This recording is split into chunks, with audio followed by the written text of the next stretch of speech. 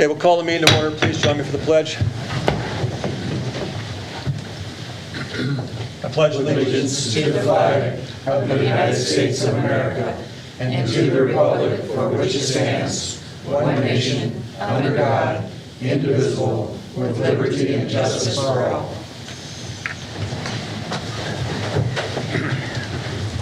Okay, welcome everybody. This is the regular City Council meeting for May the 27th of 2025. We'll start with a roll call. Weber? Yes. Hannah is excused. Moore? Yes. Maynor? Yes. Broussarder? Present. O'Laughlin? Yes. Jensen? Yes. Next, we move to item number 3. I need a motion to approve the agenda as presented. So moved. Second. I have a motion and a second. All in favor? Aye. Opposed? Passes 6-0. Next, we move to the public comment section. Lance Fricke, do you want to start, please? Sure.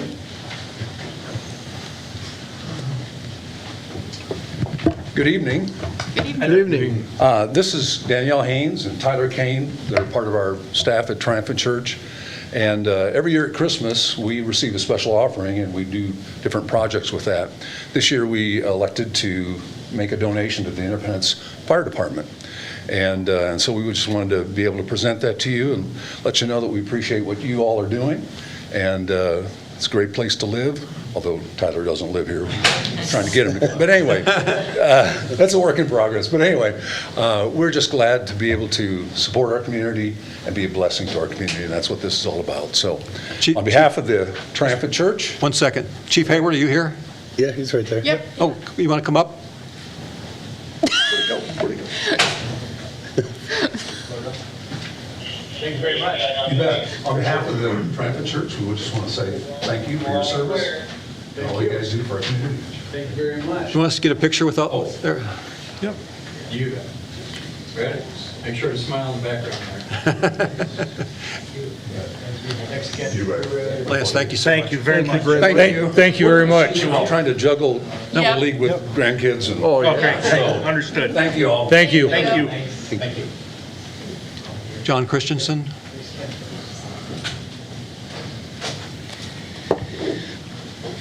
I just wanted to take a minute to thank all the persons on the city council and the mayor for running for the office. Not only does it require a lot of time and energy on your part, but a lot of devotion and thought goes into it. You may get some coarse comments now and then, but that's just the way the world is sometimes. But most of the citizens in this community appreciate the work you're doing and what you've done. And as far as I'm concerned, you've done an excellent job. This community is very unique to have a good city council, mayor, city manager, and other staff members. And I just wish more people would be more positive about things and think of the same way as I do. Again, thanks for doing your job, and we all appreciate it. Thank you. Thank you, John. Appreciate it. Okay, Kathy Mayer, you want to go next?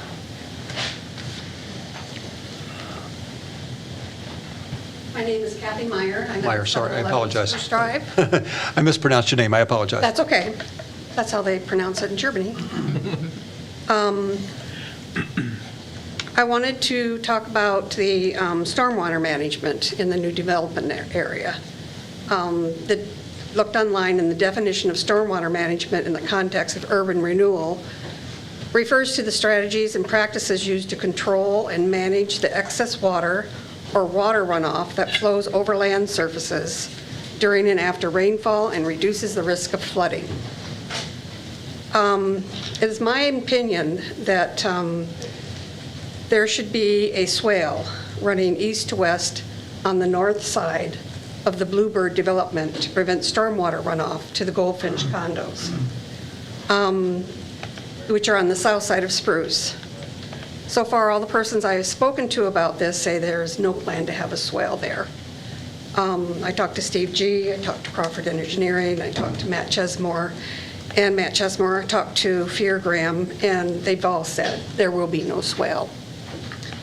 I've also been told that the effect of the development of the Bluebird addition may have on Goldfinch as far as flooding is not their concern, because all the plans, plats, and everything only concern the needs and concerns of the Bluebird development, and that's because that's what they were hired to do. And so, So I was told that all the water from the middle of the condos in Bluebird, on the north side of the street, from the middle of the condo to the back, is going to drain as a natural flow onto Goldfinch. And that after the development, I don't agree that the natural flow is still there. I think it's altered because they build the ground up. And so it's no longer, in my opinion, the natural flow.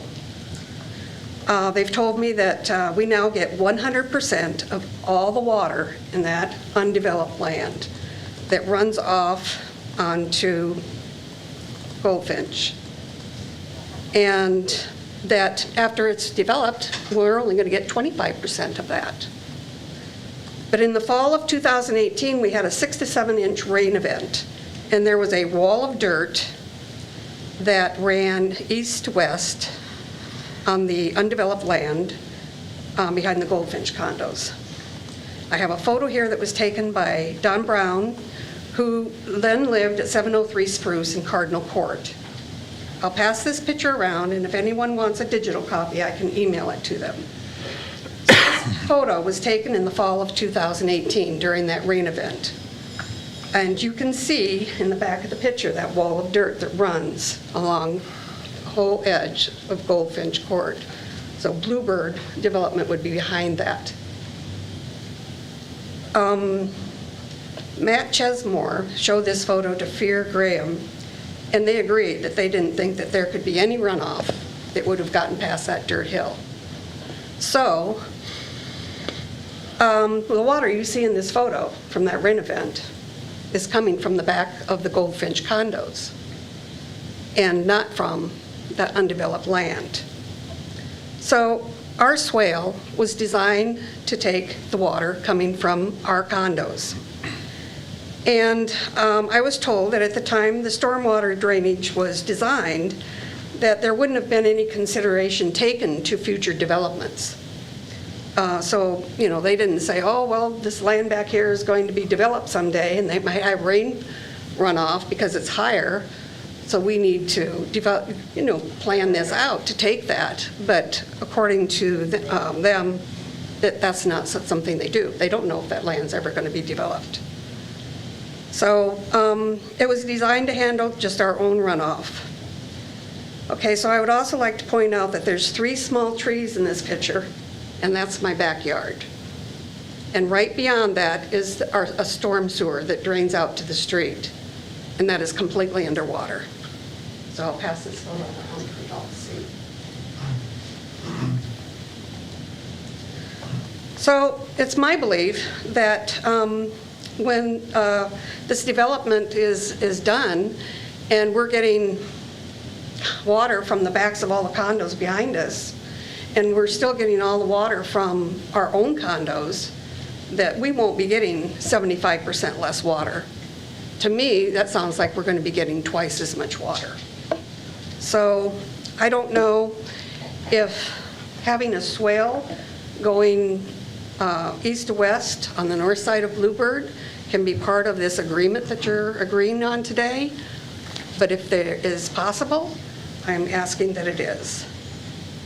Because that would reduce the risk of flooding, as it's stated in the Urban Renewal Storm Management testimony. Okay, thank you very much. Okay, now, should I submit this to you so you can include it in there was a document online that had a place for someone objected to something or had some sort To of... the development agreement itself, of how in the TIF and the payments and that stuff. Okay, This so... this is actually separate from the development Okay. agreement. Okay, But thank you for asking. thank you very much. Thank you for your time. Thank you. Thanks, Thank Kathy. you. Ms. Grover?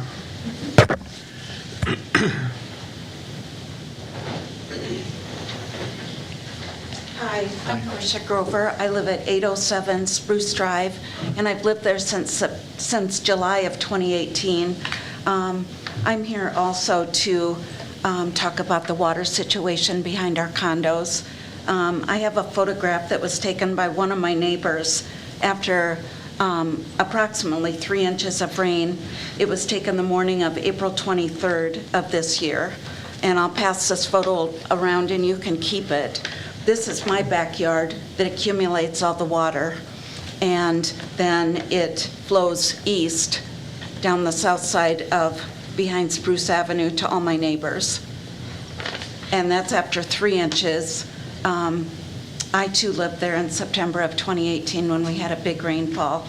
We had geese swimming in our backyard. There was that much water. I'm just concerned, with the new development. I just want to make sure that the water issue is addressed and that, I don't end up with any more water. I've talked to my insurance agent about getting flood insurance. At the time, a few years ago, she didn't think it was necessary, but it's something I may have to consider in the future if the water issue isn't resolved. So I'll just pass this around. You can keep this photograph. Okay, thank you very much. Yeah, thank you. Thanks for your time. Thank you, Portia. Thank you.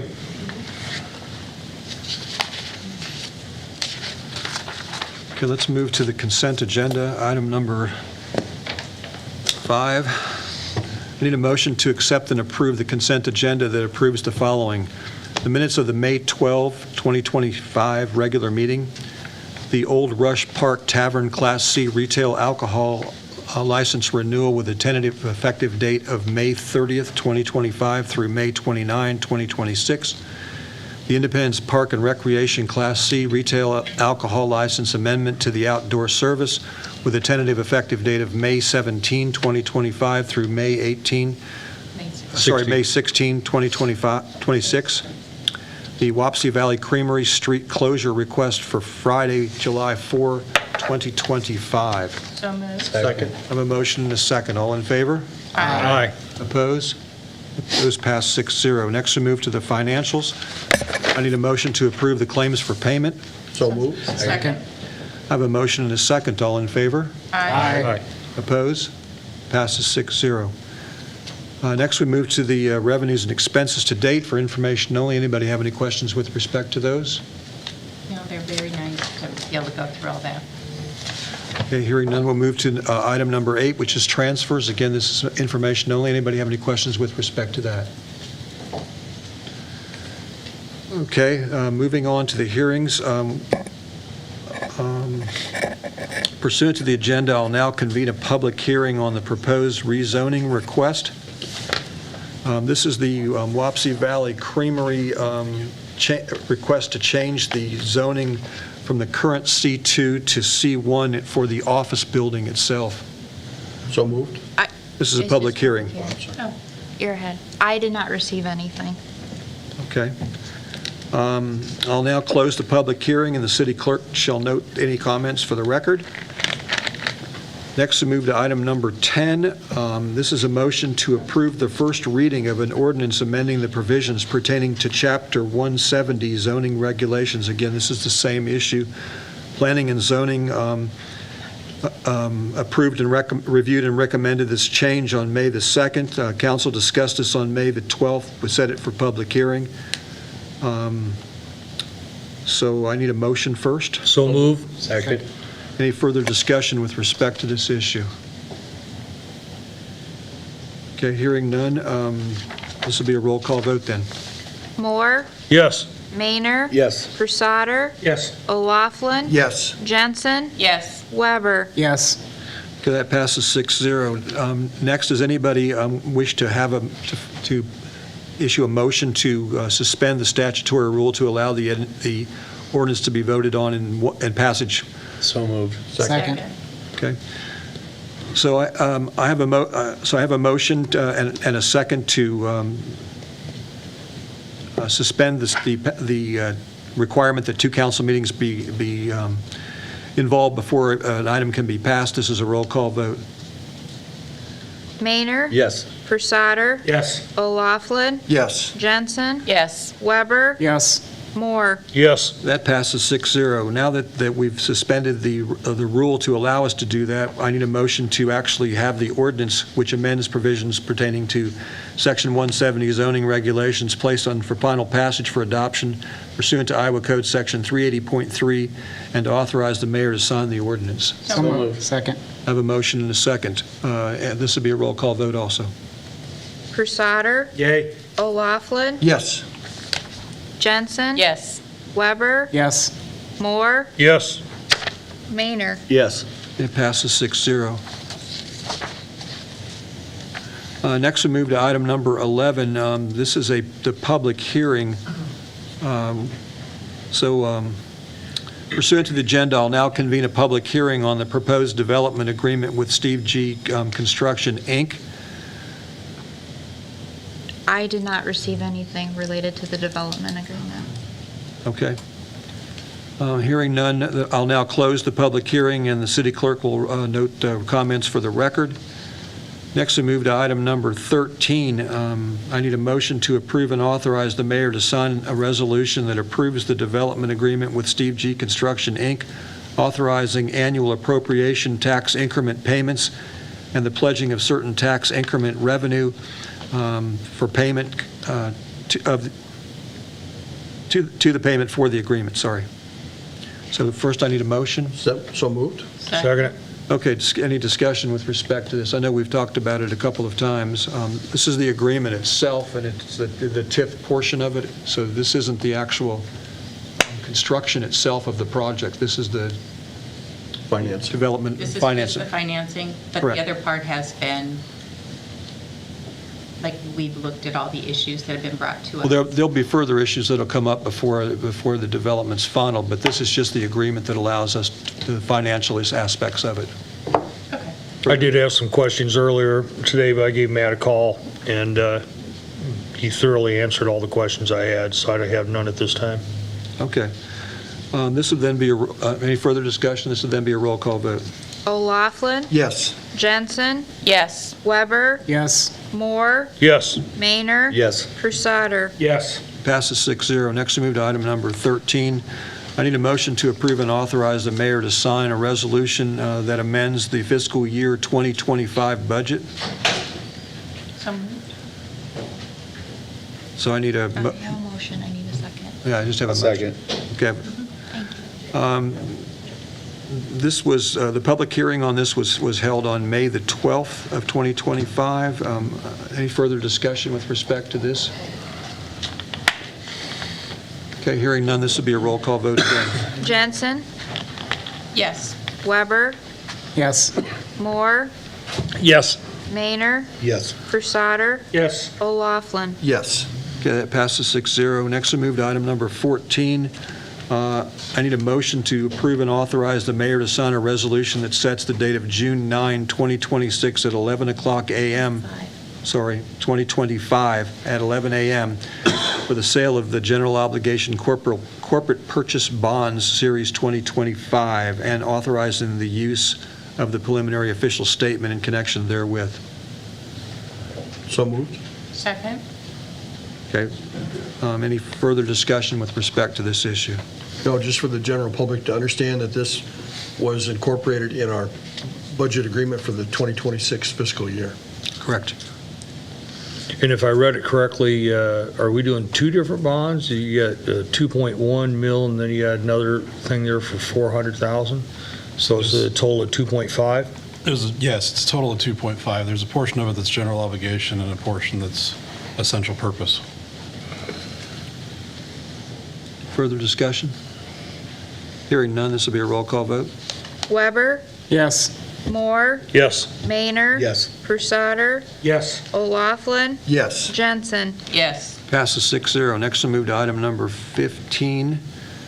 I need a motion to approve and authorize the mayor to sign a resolution formally appointing Brian Lau as the Independence Police Chief upon the retirement of the current police chief of police. So moved. Second.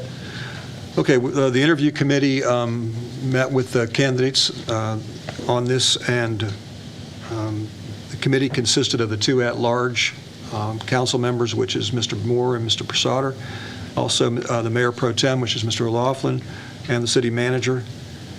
And the recommendation to me, since I'm the one that makes the recommendation to council, were that we appoint Brian Lau for the position. I'm taking the recommendation of the committee itself and making the recommendation to council that you authorize this. So I need a motion, I guess, first? Nope, I already have one. Already got it. Well, after last time, I got to make sure. Not a problem. This will be a roll call vote then. Moore, Yes. Maynard, Yes. Pursader, Yes. O'Laughlin, Yes. Jensen, Yes. Weber. Yes. Okay, that passes 6-0. Congratulations, Brian. Thanks, Brian. Thank you, Brian. What? This is the one you need to make. Oh, yeah, okay, thanks. Next, we move to item number 16. This is the police cameras. I need a motion to authorize the city manager to move forward with the purchase of the cameras. So moved. Second. Okay, we voted on this last time, but unfortunately, I neglected to actually ask for the motion first before we voted on it. So now that we have the motion, I do have a motion on it this time, right? Yes. Yes, I have Okay. a motion and a second. Okay, this will be a roll call vote then. Maynard. Yes. Pursader. Yes. O'Laughlin. Yes. Jensen. Yes. Weber. Yes. Moore. Yes. Okay, passes 6-0. And next we move to reports. Council member reports. Brett, anything? Mr. Moore? I only have two things I want to speak on, and I received a call just about 5 minutes before I left to come here. And one, and it's perfect timing as far as I'm concerned, one is with school being released this Friday. One of the phone calls dealt with the gentleman was walking near hospice and the library, and a kid came along on a scooter and startled him and stuff. Luckily, he did not fall or anything. And he asked me, do these scooters have, brakes on or anything? I said, I think they're supposed to, but I don't know. And he goes, well, I don't know how fast they go, but he went by me very fast. So I'm just letting, parents know that your child out there riding bikes and scooters and stuff, they need to be aware that the pedestrian does have the right of way on that sidewalk. And to just let them know to be very careful when they're passing, one of our citizens, because we don't need somebody out there getting hit or anything. So just a safety precaution, let your kids know that, they need to be careful when they're riding on the sidewalks when pedestrians are on there.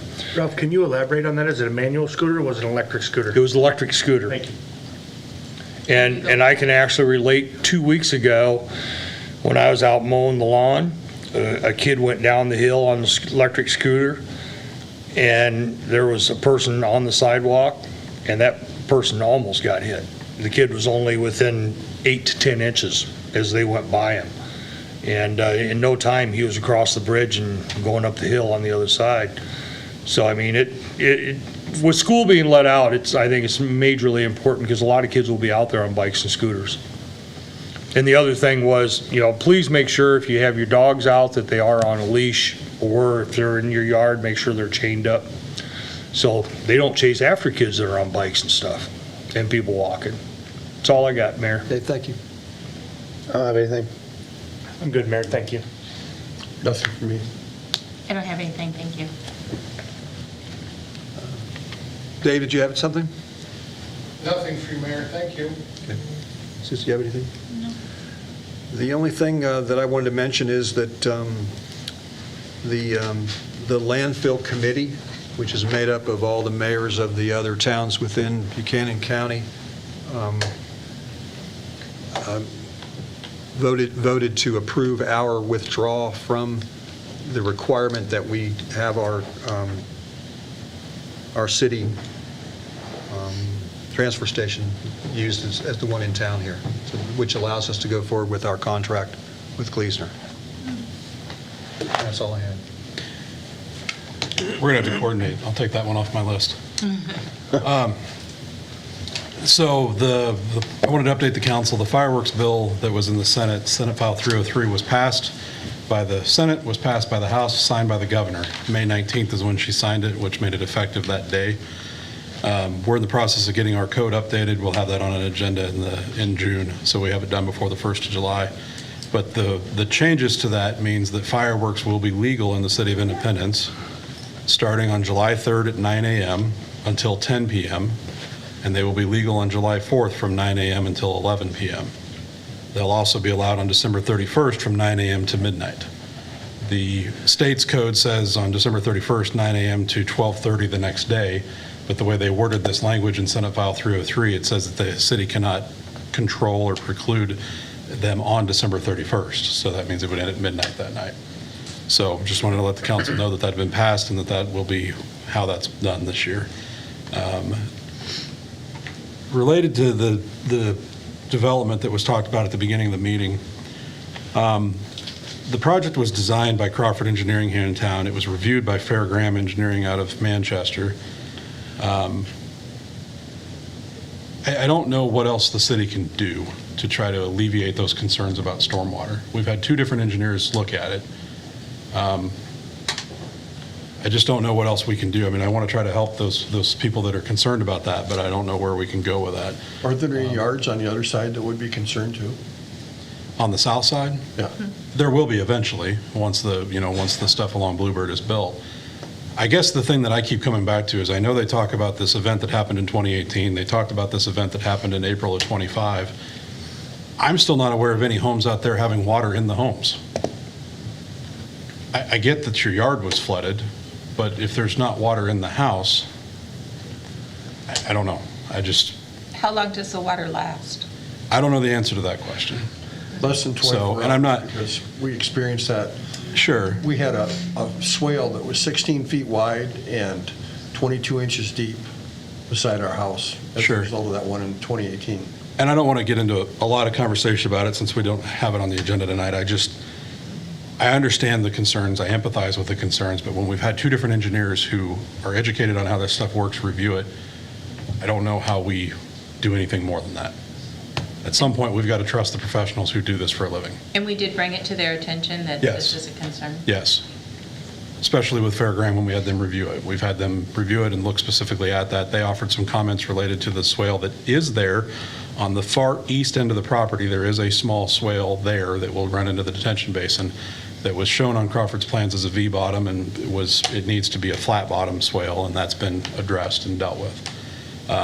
As far as the city's perspective, or my perspective, and Matt Chesmore's perspective, we've given Steve the ability to continue with the project. There's nothing that says he can't continue and do the job that was outlined. I know they've started doing some grading out there and doing some work there. There isn't really another process that needs to occur. All the reviews have been done. So, anyway, I just wanted to make sure that the council had that additional information. And then I was going to speak to the same thing the mayor brought up, the landfill commission approved that. I did reach out to Blackhawk County's landfill commission today, letting them know that Buchanan counties had approved that, so we would be submitting for a request for approval from them at some point in the near future. And I believe Mr. Denny, the chairman of the Buchanan County Solid Waste Commission, was going to get that agreement back to us. The consent and release agreement, because I had the city attorney and I worked on putting together a consent and release agreement for them to sign so that that can then go in front of Blackhawk, so showing that Blackhawk that Buchanan County is agreeing to this. Correct. The only other thing I wanted to bring up, Blake, I was going to ask you to come up and talk to the council. The Independence Fire Department, a week ago or 2 weeks ago, had their inspection from the state for their first responder status and passed. So if you want to elaborate more on that or answer any questions the council may have about what that means for the fire department. Yeah, so basically, when we started the process, there's been a bunch of changes in the state from back when we were first responder service back in 2016, 2017, to now. So we had to kind of jump through some of those hoops.